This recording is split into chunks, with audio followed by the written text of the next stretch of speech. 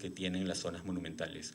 Ningún centro histórico en el Perú tiene un plan de gestión del riesgo del desastre que tome en consideración las particularidades especiales de este patrimonio. Siguiente. El eje estratégico 2, que es el centro habitable y atractivo con mejores condiciones habitacionales, tiene 3 objetivos. La mejora de condiciones socioculturales, es decir, difusión a nivel local del patrimonio inmaterial, por ejemplo, lograr una movilidad urbana sostenible con énfasis en el peatón, ¿no? Mejora las condiciones para los peatones, un plan de peatonalización y la regulación del transporte motorizado, entre otras cosas. Y la recuperación habitacional de los inmuebles, el saneamiento físico-legal, la coordinación con los habitantes del Centro Histórico de Lima y los DAETs, entre otros temas. Siguiente. El eje estratégico 3 es el del Centro Metropolitano de carácter tradicional y cultural, con 3 objetivos también, que son promocionar el centro histórico como un centro tradicional, promoción del turismo sostenible y promoción de la inversión. ¿Cómo beneficia el Plan Maestro del Centro Histórico de Lima a la ciudad? Teniendo un centro vivo. Esta es una imagen en un lugar que puede ser habitado por la gente. Siguiente. Esto es el jirón Ucayali antes de la peatonalización del año 2013, donde teníamos un centro para los carros. Y lo que queremos es un centro humanizado, un centro para la gente. Mejoras de parámetros y zonificación, un tema de planificación urbana. La zonificación de los usos del suelo en el Centro Histórico de Lima, un tema abordado. Normas de zonificación y parámetros, ¿no? Un índice de usos con estándares de calidad y niveles operacionales. Estos 2 temas no están abordados actualmente en el plan ni en el reglamento del Centro Histórico de Lima. Es decir, el Estado, la municipalidad, no tiene manera de poder abordar esto porque no existe una normativa que nos faculte para ello, en el caso de Lima. Los nuevos perfiles del Centro Histórico de Lima, sin vulnerar el patrimonio, por el contrario, consolidando el perfil urbano histórico, permiten una mayor edificabilidad. En un lugar donde antes se podía edificar 9 metros, hoy podríamos edificar 14,65. Esto, por ejemplo, es la cuadra 6 de Jirón de la Unión, frente a la Iglesia de la Merced. Siguiente. Una imagen virtual. Los estándares de calidad, los niveles operacionales. El fortalecimiento de las capacidades de la población. ¿Cómo? A través de programas de limpiezas, capacitación de los vecinos, asesoría técnica, fortalecimiento del trabajo conjunto entre la población y las autoridades, para convertir a los vecinos en socios estratégicos mediante la capacitación para la gestión del riesgo en el Centro Histórico de Lima. Un programa de apuntalamiento preventivo para la protección de las personas y del patrimonio cultural con participación vecinal. Fortaleciendo el inmueble, se protege a las personas que lo habitan y transitan por él. La parte de la transitabilidad es sumamente importante también. El plan de prevención y reducción del riesgo de Lima Metropolitana, que está vigente hasta el año 22, no contempla las particularidades del Centro Histórico de Lima, sin embargo es en el marco en el cual se inserta la propuesta, que es este capítulo de gestión del riesgo del desastre para el Centro Histórico de Lima. Los espacios públicos sin árboles, la realidad del centro histórico. La ordenanza 062, que es nuestro reglamento vigente desde el 94, no promueve la arborización de Lima.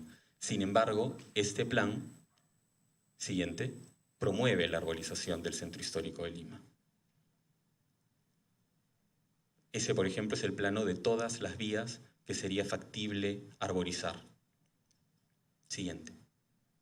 La recuperación habitacional. 1.306 inmuebles evaluados, un 51% de ellos con prioridad 1 y 2. Esa es la lámina del Centro Histórico de Lima, en donde están identificados cada uno de estos predios. Las acciones previas para la renovación urbana, ¿no? El programa de consolidación de las organizaciones vecinales con campañas de información por casa vecinal para la consolidación de las organizaciones vecinales y elaboración del reglamento interno de la organización vecinal. El programa de empadronamiento y verificación de la información de residentes, campañas de empoderamiento, el programa de mejoramiento del entorno habitacional, campañas de limpieza y ordenamiento de las áreas comunes y techos, campaña de ordenamiento de cableado eléctrico y de telecomunicaciones, campaña de pintado de áreas comunes, campaña de identificación de lugares seguros y rutas de escape dentro de inmuebles ante emergencias, campaña de mejoramiento de condiciones ambientales en el inmueble, un programa de apuntalamiento que está desarrollado en el capítulo de gestión del riesgo del desastre, un programa de recuperación del entorno urbano monumental, campañas de información e inducción sobre el proyecto y su implicación en realidad en el mejoramiento de sus condiciones de habitabilidad antes y después de la ejecución del proyecto. En los inmuebles monumento y valor monumental, campañas de identificación con los valores e historia del centro histórico y del inmueble donde se habita. Acciones para la renovación urbana, programas de recuperación habitacional. El objetivo, destugurizar el centro histórico de Lima a través de proyectos de vivienda que brinden vivienda nueva en óptimas condiciones a los residentes, evitando los procesos de gentrificación. Insertar la vivienda en zonas comerciales con la finalidad de promover la mixticidad de usos, es decir, una ciudad variada.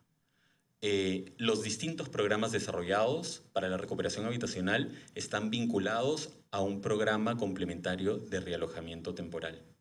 Los 5 programas son el Programa para la Recuperación Habitacional de Interés Social, el Programa para la Recuperación Habitacional de Interés Urbano Histórico, el Programa de Recuperación Habitacional de Reciclaje de Edificios, el Programa para la Recuperación Habitacional de Edificios Patrimoniales y el Programa para la Recuperación Habitacional en Zonas Comerciales.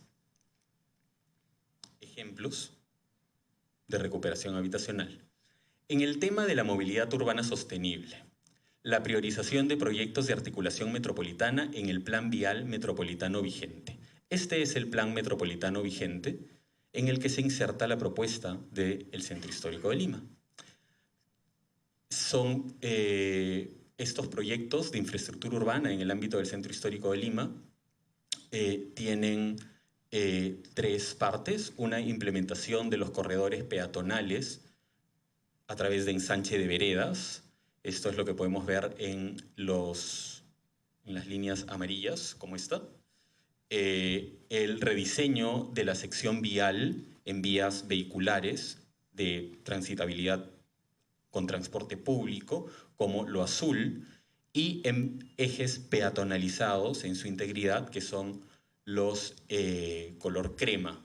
A esto se añaden unos ejes que están aquí en rojo, por donde pasaría una línea de tranvía que podría unir 2 extremos que actualmente han quedado totalmente segregados, que son los barrios de Monserrate y Barrios Altos, uniendo la plazuela de Monserrate en un extremo del Centro Histórico de Lima con la Plaza Carrión en otro extremo del Centro Histórico de Lima. Beneficios de la peatonalización. Por ejemplo, en el caso de Jirón Ancash, Carabaya, subió el valor de los inmuebles. Este es un cuadro comparativo que no se distingue muy bien a lo lejos, en donde se señala Lima, Medellín, Bogotá y Santa Marta, siendo el caso de la peatonalización del eje Ica-Ucayali abordado entre el año 2011 y 2013, el que ha mostrado un mayor incremento de 105% a 147%, ¿no?, en el valor de los inmuebles con la peatonalización. La regulación del acceso y circulación de transporte de carga y operaciones dentro del Centro Histórico de Lima, ¿no? Se han tenido en consideración horarios, lugares y forma de realizar las operaciones y restricción del acceso en horario diurno. Fortalecer la fiscalización del transporte de carga a través de puntos de control, barreras de acceso, habilitación de zonas de carga y descarga señalizadas. Siguiente. Finalmente, los proyectos. La cartera de proyectos del Plan del Centro Histórico de Lima están abordados, a diferencia de lo que se había hecho en el pasado, no como puntos focales que se intervienen de modo desarticulado, es decir, proyectos de inversión pública que se hacen en edificios aislados, que luego no son sostenibles en el tiempo, sino a través de proyectos estructurantes, proyectos estructurantes que se estructuran a lo largo de ejes viales y en el que se desarrollan actividades varias.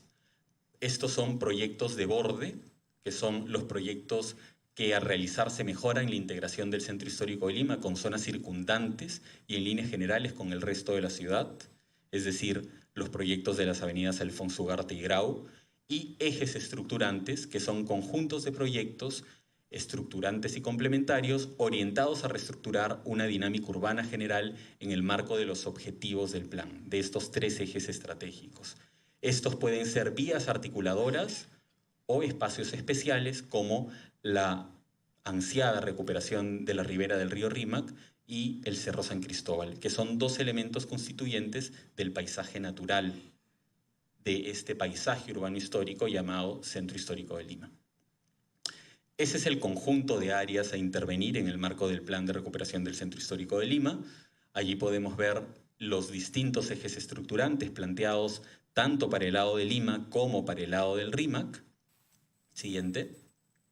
¿Y qué es el eje estructurante? Tenemos una obra física que está vinculada a la interconexión con el sistema urbano, a un programa de activación urbana y a un incentivo a la inversión y reconversión de usos, cuando sea el caso, ¿no?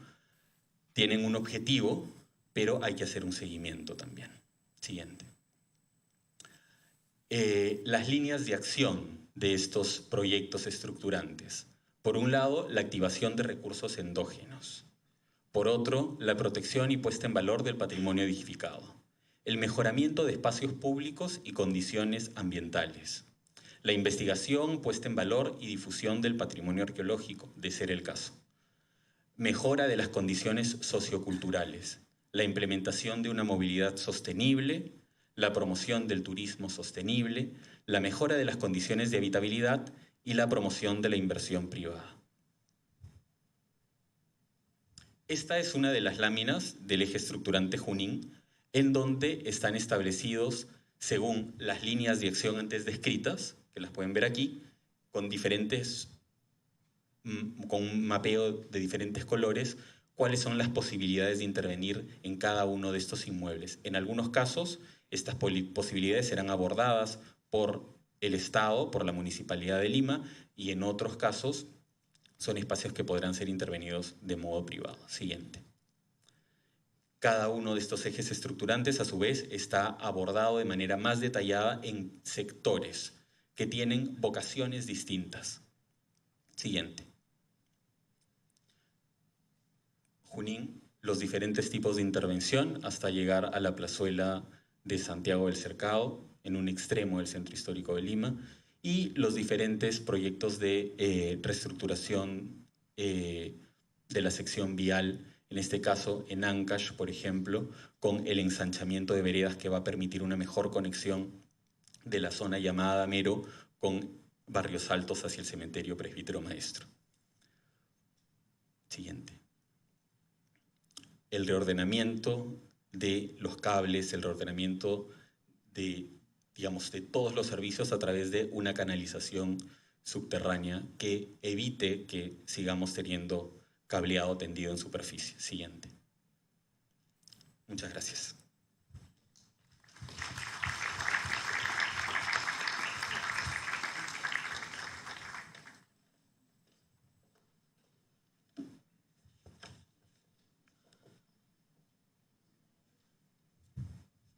Bien, a continuación vamos a tener la ronda de intervenciones de los panelistas invitados el día de hoy.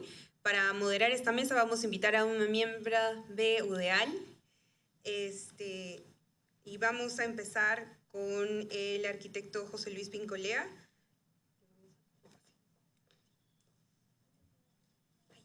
Antes de empezar, disculpen, de parte de UDEAL, el coorganizador del evento van a dar unas palabras.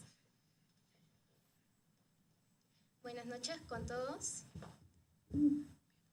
Buenas noches con todos. Desde UDEAL nos encontramos muy preocupados por la situación que atraviesa el Centro Histórico de Lima. Lima es una ciudad que está llena de obras que en realidad no generan impacto positivo o solamente entorpecen. Es por eso que hemos coorganizado con el despacho de la congresista Indira Wilka y junto a Arbolaridad este evento. Entonces pasamos con el arquitecto Luis Bengolea, decano de la Facultad de la UNI.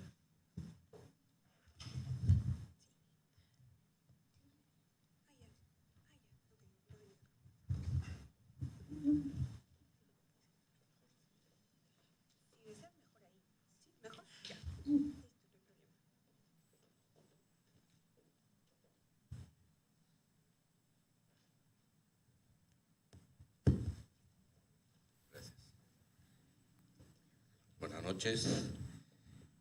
Agradeciendo la invitación del Congreso a través de la feliz convergencia de UDEAL.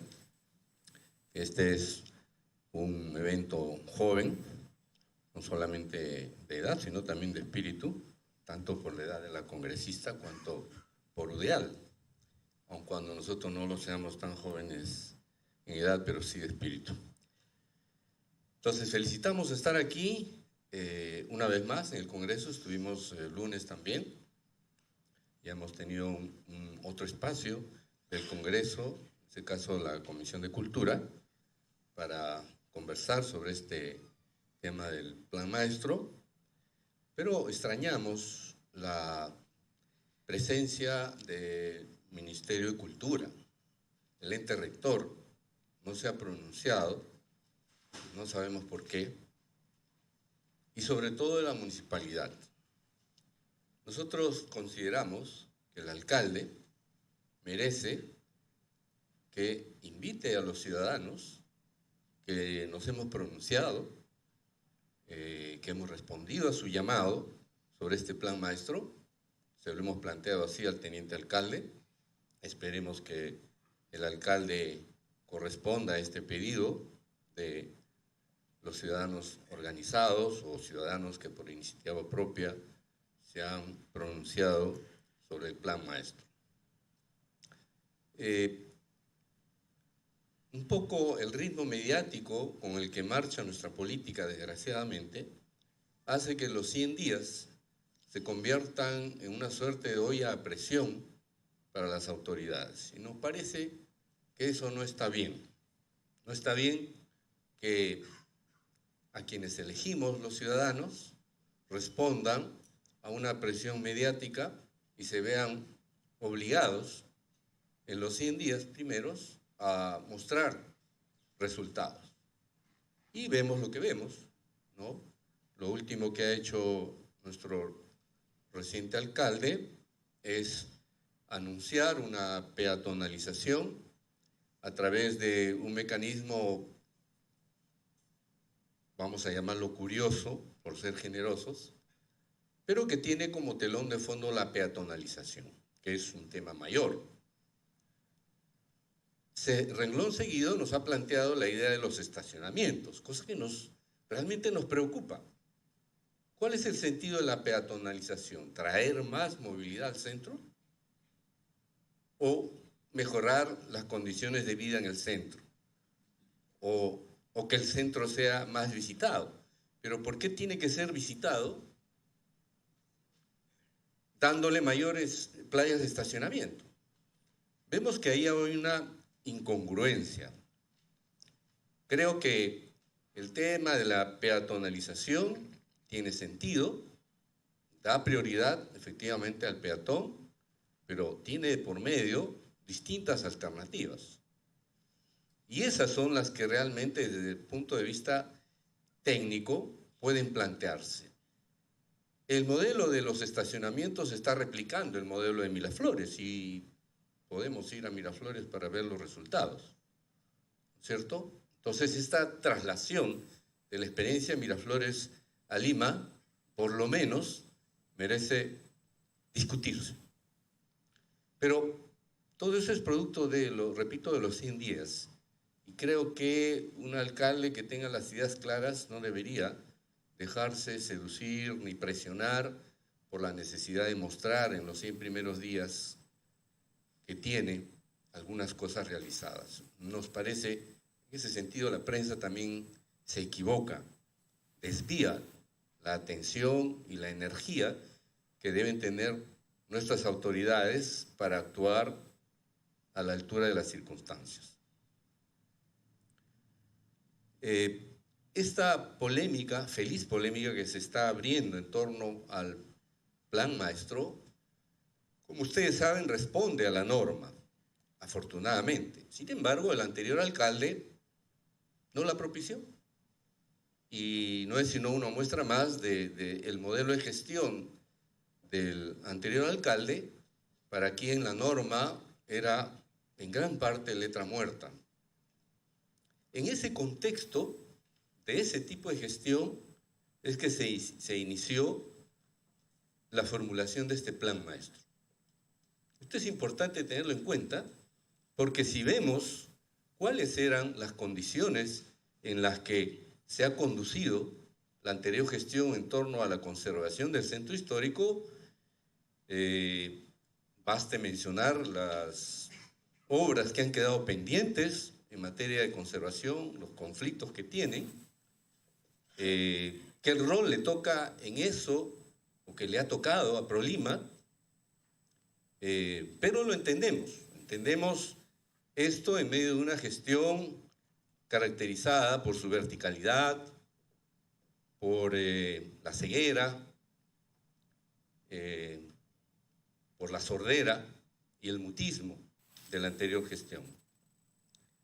Y no estoy mencionando esto por casualidad, porque creo que el modelo que está detrás de este Plan Maestro es precisamente el de un conjunto de estudios realizados, estudios que se han juntado para hacer este Plan Maestro.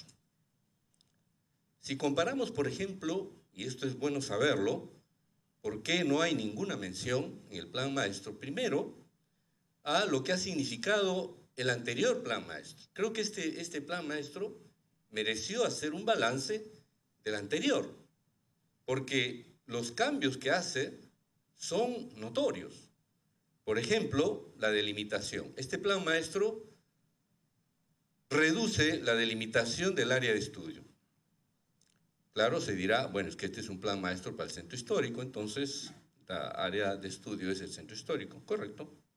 Pero la pregunta que fluye de inmediato es, ¿quiere decir esto que el centro histórico hay que estudiarlo solo en sí mismo? ¿Qué pasa con su entorno inmediato? ¿Qué relaciones se establecen entre el centro histórico y la metrópoli? ¿Cómo esto está incluido dentro del Plan Maestro? Es la pregunta que fluye. Y de la misma manera, sería necesario saber cómo es que en el anterior Plan Maestro habían 7 ejes estratégicos y acá solo hay 3. Habría varias maneras de explicarlo. Uno, la primera, la más fácil de demostrar, es que este Plan Maestro se centra fundamentalmente o privilegia sobremanera la dimensión física de la ciudad. Y se olvida, descuida o minimiza las otras dimensiones de la ciudad. La dimensión social, la dimensión económica, la dimensión normativa y otras. Y privilegia, repito, la dimensión física involucrada a partir de ahí con la idea del patrimonio inmaterial, la cultura, digamos que roza algunas otras dimensiones, pero minimizadas, supeditadas a la dimensión física. Y la razón y el sustento de esto, supuestamente, es porque se trata de un Plan Maestro del centro histórico y por lo tanto los monumentos son muy importantes. Y eso es equívoco, porque el hecho que sea un centro histórico no quiere decir que lo que haya que privilegiar es lo histórico, porque sigue siendo un centro urbano histórico. Entonces, la visión del urbano no debe perderse en ningún momento. Así como hablábamos, al referirnos al barroco como el horror vacui, el horror al vacío, característico del barroco, de ese barroco que también tenemos en Lima, podríamos hablar que este plan maestro tiene una suerte de horror urbis, una suerte de horror a ver las dimensiones, las múltiples dimensiones de la ciudad. En la anterior reunión, quien dirige ProLima hizo realmente una afirmación que nos dejó perplejos. Dijo que lamentaba que no entendiéramos algunos conceptos del plan y que lamentaba también que parecía que no habíamos leído el plan. Afirmación realmente ofensiva. Sin embargo, como estamos acostumbrados a trabajar con los jóvenes, sabemos que los jóvenes son intrépidos y a veces exagerados, ¿no? Entonces, lo hemos tratado de esa manera.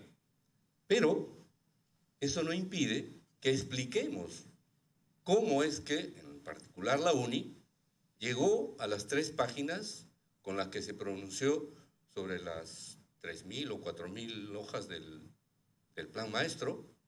Imagínense ustedes cómo en 3 páginas podíamos reducir las miles de hojas del plan maestro. Bueno, obviamente teníamos que organizarnos bien. Organizamos 3 mesas de trabajo, una mesa para cada eje estratégico. Y para cada punto tocado en cada eje estratégico, invitamos a un especialista y a un grupo de invitados especialistas que comentaban la opinión del respectivo especialista invitado. Eso fue precedido por una plenaria, primero la plenaria, que se encargó de